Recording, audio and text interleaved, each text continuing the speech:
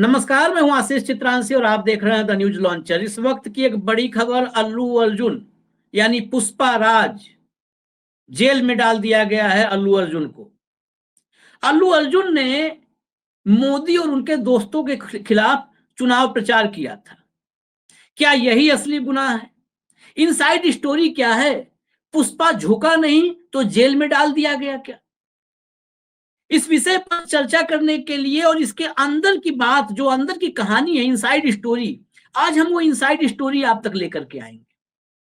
हम आपको दिखाएंगे कि भोले बाबा वो उत्तर प्रदेश में एक धर्मगुरु के रूप में प्रवचन करने वाला भोले बाबा कितने लोगों की जान गई, खुला घूम रहा। पहले तो पुलिस एफआईआर में नाम तक नहीं देखा गया, लेकिन भगदड़ में एक मौत हुई। हर जान बराबर कीमती है, लेकिन कसूरवार कौन, गुनहगार कौन, और कानून क्या एक बराबर है या विरोधियों के लिए अलग है और जो वोट बैंक बढ़ा है उनके लिए अलग है? पूरी अंदर की कहानी है, और अंदर की कहानी थोड़ी अलग है जो दिख रही है।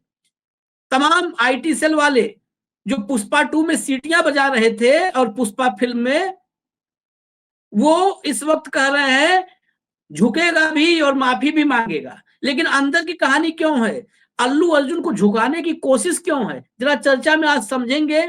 और हमारे साथ वहीं से वहां की पत्रकारिता में बहुत गहरी जो है जड़ें जिनकी हैं और वहां की बहुत अंदर तक की खबर रखते हैं, राजशेखर राव साहब। राजशेखर राव साहब को आपने अब तक मशीन पर, वीवीपैट पर, पर्चियों पर, इसके खिलाफ आंदोलन पर हमेशा देखा और सुना होगा, लेकिन खबर दरअसल वहीं की है। इसलिए राजशेखर राव साहब को हमने जोड़ा है, क्योंकि इनके पास अंदर की पूरी कहानी है।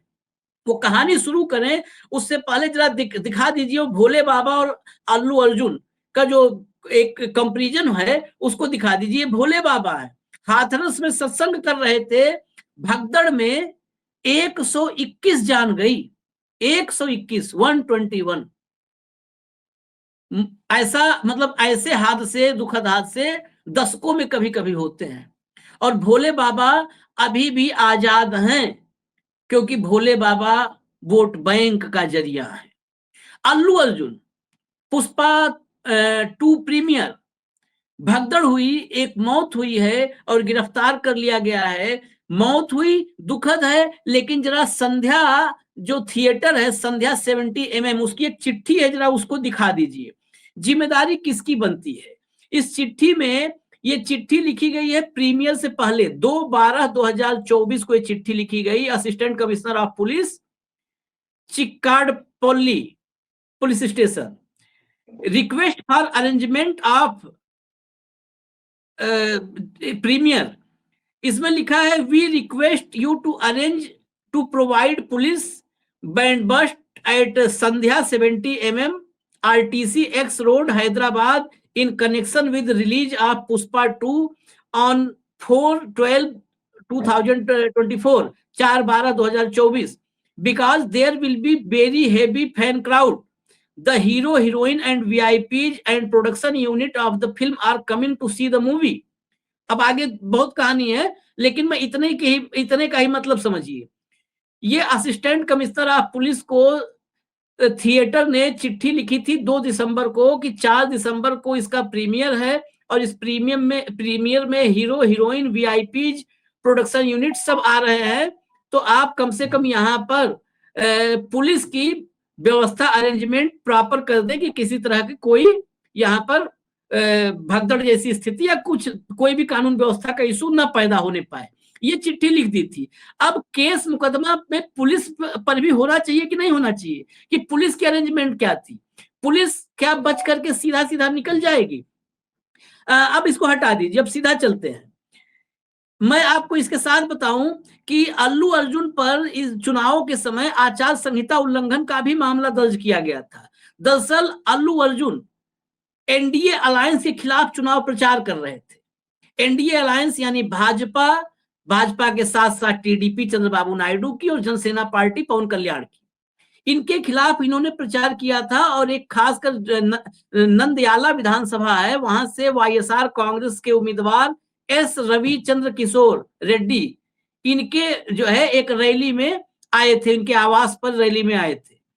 इस मामले में इन पर आचार संहिता उल्लंघन का केस भी दर्ज कर दिया गया था। अब सीधा चलते हैं हम राजशेखर राव साहब के पास। इस दौर में जुबान जुबान पे है, पुष्पा झुकेगा नहीं, आगे डॉट डॉट डॉट, झुकेगा नहीं, झुका नहीं तो जेल भेज दिया गया। क्या है कहानी अंदर की, राव साहब? नमस्कार आशीष जी, आपको वेरी गुड आफ्टरनून, दर्शकों को भी very good afternoon news launcher के। ये एक्चुअली मैं तो कई दिनों से कहता रहा कि सिनेमा के अभिनेता जो हैं उनके जो फैन हैं, उनको फैन नहीं, उनको एक साइकोलॉजिकल बीमारी होती है, उसका नाम है सेलिब्रिटी वर्शिप सिंड्रोम। एक साइकोलॉजिकल बीमारी है।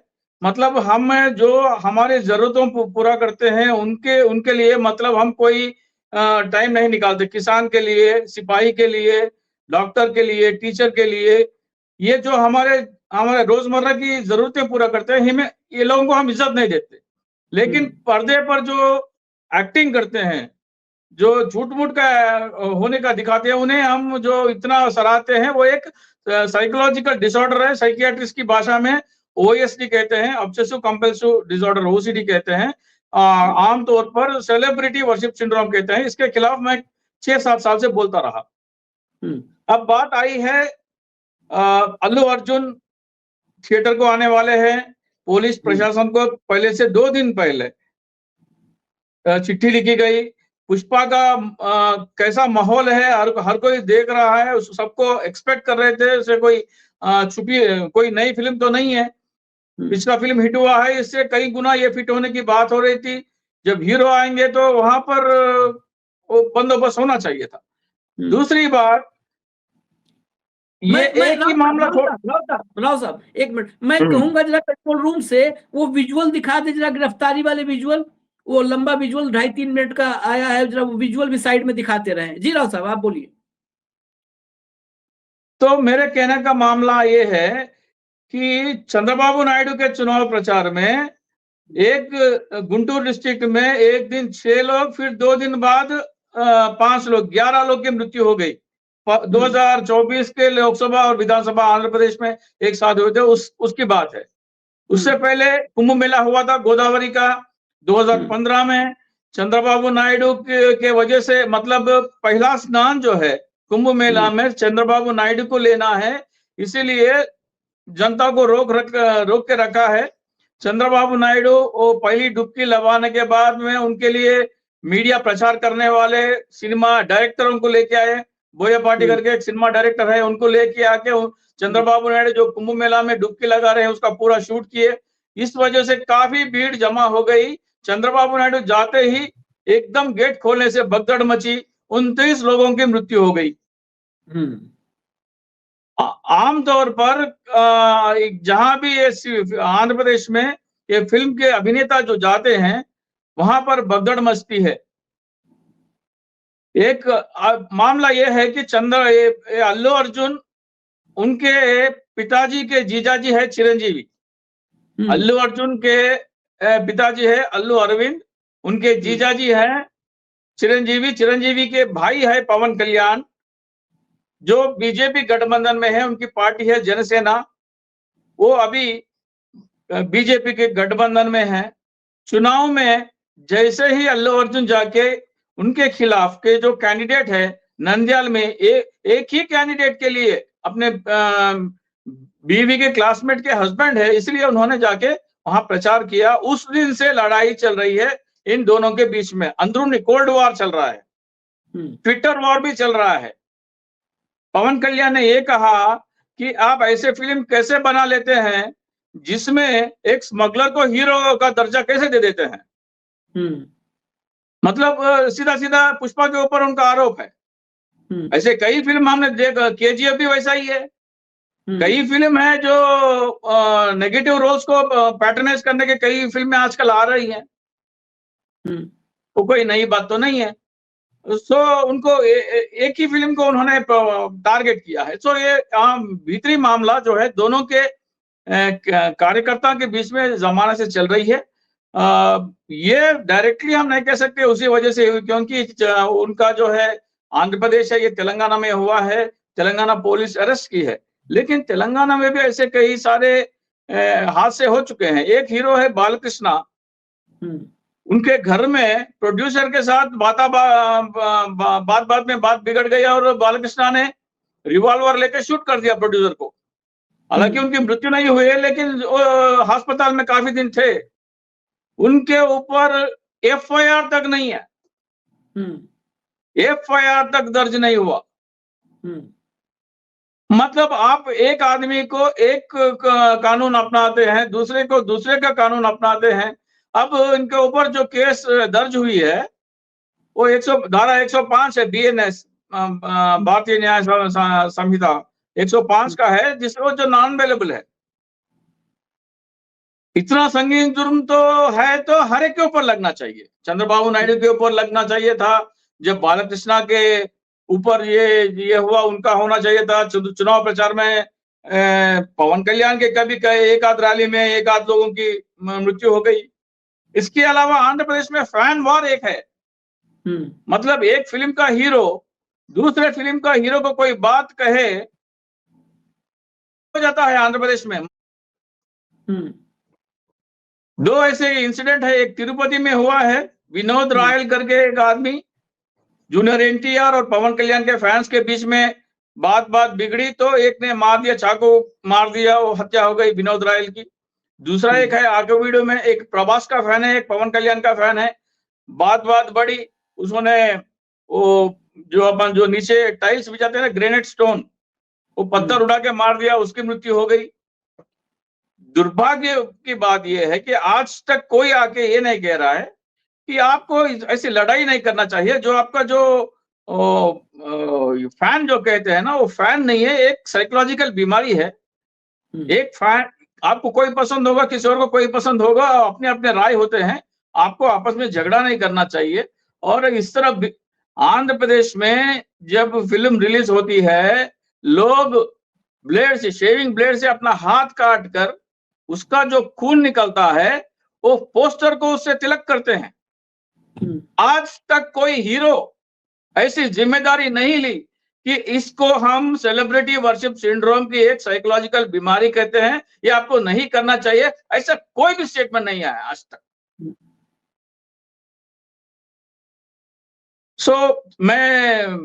मैं अल्लू अर्जुन अगर गुनहगार है तो चंद्रबाबू नायडू गुनहगार है, बालकृष्णा गुनहगार है, पवन कल्याण के रैली में एक आध की मौत हो गई वो भी गुनहगार है।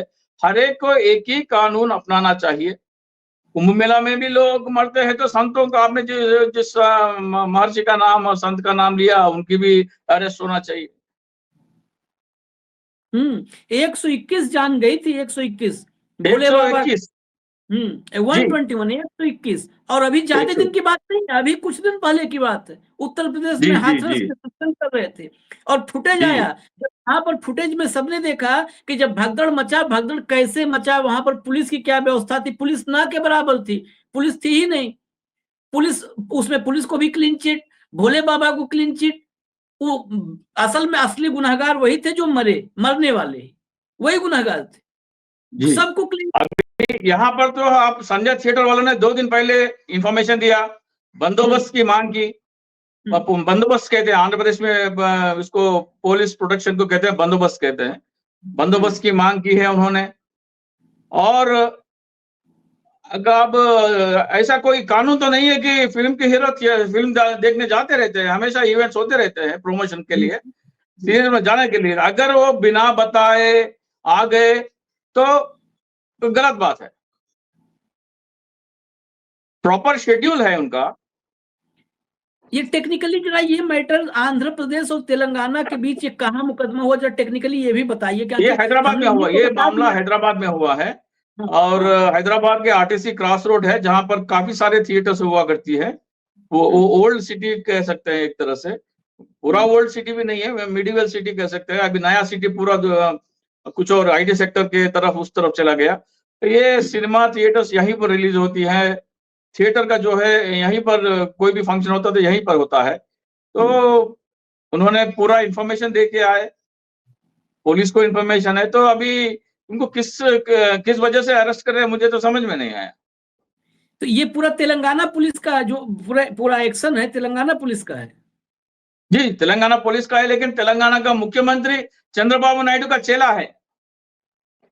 अच्छा, ओके। चंद्रबाबू नायडू का दबदबा चलता है तेलंगाना, हालांकि वो विपक्ष में है, वो कांग्रेस के मुख्यमंत्री है और ये एनडीए के है, लेकिन उनके पॉलिटिकल गुरु जो है चंद्रबाबू है, और आज भी कहते हैं, कई बार कहते हैं। अच्छा, तभी लोकसभा चुनाव के नतीजों के बाद मुलाकात भी हुई थी रेवंता रेड्डी और चंद्रबाबू नायडू की। 2 बार हुई है। 2 बार, हाँ। हाँ। चलिए, इसको वो जो खबर थी हमने बता दी, और तस्वीरें आपने देखी हैं, वो तस्वीरें आपको एक बार फिर से दिखा दें, कंट्रोल रूम दिखा दें।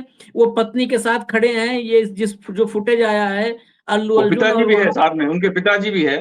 अच्छा, पिताजी भी हैं। हाँ जी। ये दूसरा फुटेज दिखाइए, उसमें पत्नी के साथ, ये देखिए पत्नी के साथ हैं, और वहां पिताजी भी बता रहे हैं राव साहब, क्योंकि वो बेसिकली उन सबको बेहतर पहचानते हैं। और वहां पर पुलिस अरेस्ट करने पहुंची है, वो जो यहीं अभी से फोन अरेस्ट। में बात कर रहे हैं ना, व्हाइट शर्ट पहन के, वो हाँ, हाँ, पिताजी हाँ। हैं।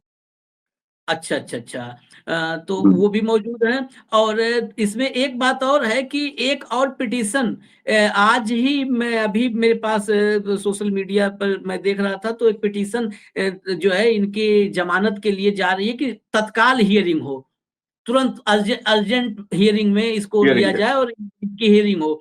लेकिन एक गौर करने वाली बात है, आज शुक्रवार है, अगर आज अर्जेंट हियरिंग में इसे हाई कोर्ट नहीं लेता है, तो फिर अल्लू अर्जुन को कई दिन जेल में बिताने पड़ेंगे। फिर शनिवार, रविवार, फिर सोमवार को हियरिंग होगी।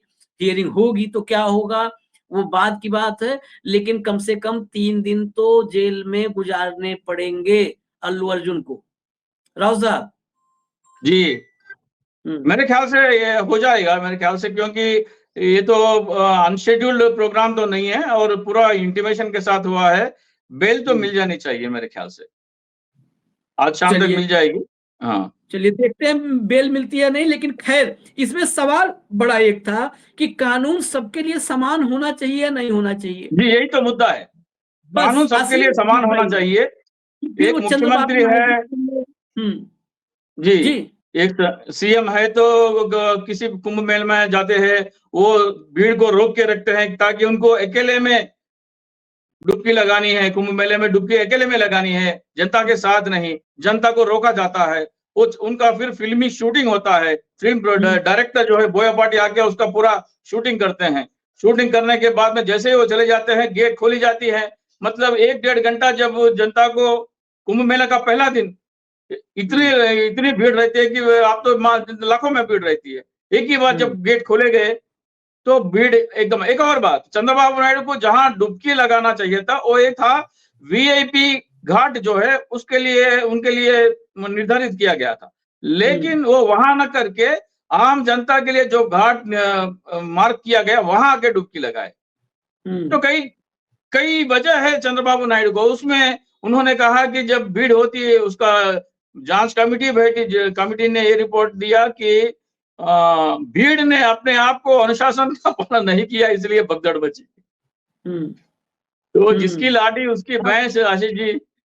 एग्जैक्टली, भीड़ की ही गलती हो जाती है। वही मैंने कहा, भोले बाबा से लेके और चंद्रबाबू तक, और बहुत सारे भगदड़ आप लोग देखिए, उत्तर प्रदेश ही नहीं, देश के अलग अलग हिस्सों में, दक्षिण से लेके उत्तर तक, आप खाली गूगल में सर्च कर लीजिए, भगदड़ से मौतें। इस देश में भगदड़ में मौतें ये आम हो चला है, और उसके पीछे सबसे बड़ी वजह है, बाकी चंद्रबाबू नायडू पे, अल्लू अर्जुन पे, भोले बाबा पे, आप सब पे चर्चा करते रहिए, लेकिन उसके साथ जो सबसे बड़ी बात है, सेलिब्रिटी वर्शिप सिंड्रोम जिसकी चर्चा की, हम लोग व्यक्ति पूजक हो चले नहीं, हमारा समाज रहा है व्यक्ति पूजक। हम किसी भी एक शख्स को पूजने लगते हैं, और ये दक्षिण भारत से उत्तर भारत तक हर जगह है, खाली उसका नहीं, स्वरूप थोड़ा जितना बदल नहीं है। जाता है।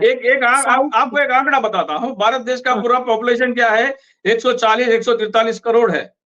हाँ। उसमें आंध्र प्रदेश का, तेलंगाना का पॉपुलेशन है 10 करोड़। इसका मतलब है हम देश में 7% है जना आबादी के हिसाब से। लेकिन देश में जितने थिएटर है, और उसमें आंध्र प्रदेश के थिएटर्स के आप हिसाब लगाएं, तो आंध्र प्रदेश में देश के 30% थिएटर है।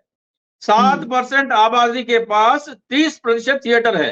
और थिएटर में आमतौर पर आपके दिल्ली में या उत्तर प्रदेश बिहार में 300, 400, 500 सीट होते हैं। आंध्र प्रदेश में 1000 के ऊपर सीट होते हैं।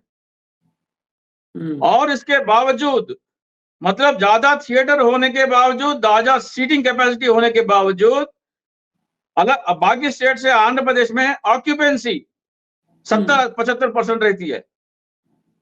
मतलब ये सेलिब्रिटी वर्शिप सिंड्रोम, ये इसकी वजह से आंध्र प्रदेश में प्रोडक्टिव टाइम, मतलब आप ज्यादा एंटरटेनमेंट देख रहे हैं, मतलब आपका जो प्रोडक्टिव टाइम है वो बर्बाद हो रहा है ना। आपके पास मतलब आंकड़े अगर हम सही से तरह से समझे तो यूपी का कोई आदमी एक फिल्म देख के दूसरा फिल्म देखने के बीच में आंध्र प्रदेश में आम आदमी 20 फिल्में देखता है। मतलब उसके पास इतना फ्री टाइम है, मतलब इतना प्रोडक्टिव टाइम बर्बाद हो रहा है। एक बात और बता दे, हम आज चाइना की आबादी से आगे निकल गए हैं और चाइना के जीडीपी में हम 5वां हिस्सा 20% है हम।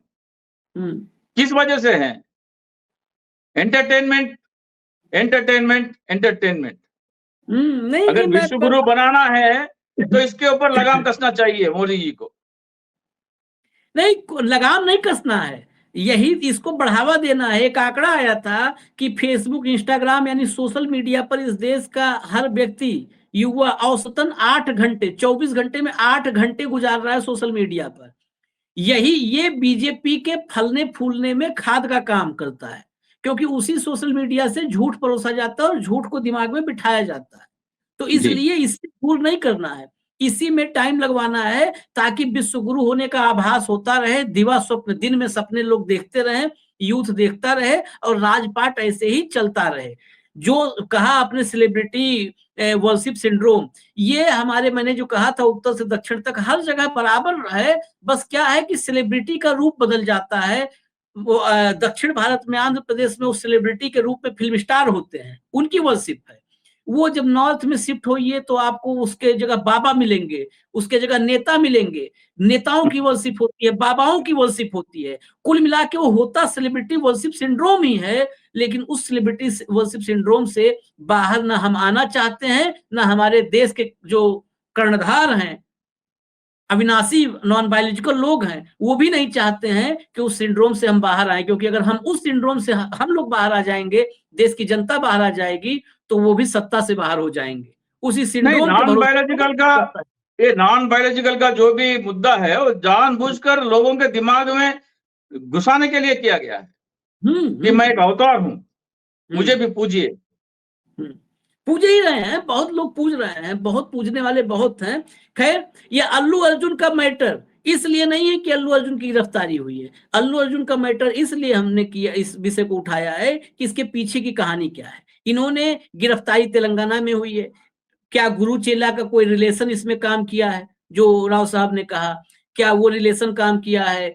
क्या अल्लू अर्जुन के लिए कानून अलग है, चंद्रबाबू नायडू के लिए अलग है? क्या चंद्रबाबू नायडू और उनकी टीम और एनडीए के खिलाफ चुनाव प्रचार करना अल्लू अर्जुन को भारी पड़ रहा है? ये तमाम सवालात हैं। अंदर की जितनी तथ्यात्मक कहानी थी वो हमने बता दी राजशेखर राव साहब के जरिए।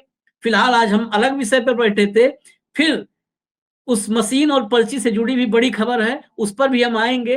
थोड़ा सा वक्त है, मुझे थोड़ा वक्त है, 3-4 चैनल में जाना है लोकल का। मैं तैयार बैठा था निकलने के लिए, तो मेरा शाम तक थोड़ा 3-4 शो कर लो। बड़ी खबर को लेके, हाँ, हम बड़ी खबर लेकर के आप तक आएंगे। फिलहाल इजाजत दीजिए। धन्यवाद राव साहब, नमस्कार। नमस्कार।